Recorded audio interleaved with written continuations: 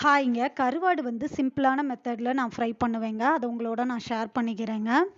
எனக்கு மட்டும் நான் ஃப்ரை பண்றதுனால ஒரு 100 கருவாடு எடுத்துருக்கிறேங்க. இத கொஞ்சமா வந்து தண்ணி விட்டு ஊற வச்சிருந்தேன். இத வந்து ஒரு 10 மினிட்ஸ் வந்து அப்படியே விட்டுருவேங்க.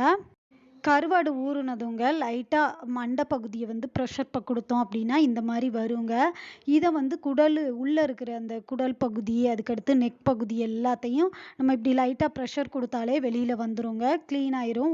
இன்னொரு பாத்திரத்துல வந்து மொத்தமா நான் போட்டுட்டு, நல்லா அலசிக்கிட்டேன். இந்த மாரி எல்லாத்தையும் அதுக்கடுத்து அந்த பக்கத்துல உள்ள குடல் பகுதி எல்லாத்தையும் கிளீன் பண்ணி எடுத்து அலசியாச்சு. கடாயில பார்த்தீங்க அப்டின்னா, கொஞ்சமா ஆயில் விட்டுட்டேங்க. இப்ப எடுத்து வச்சிருக்க கருவாட அதுல போட்டாச்சு.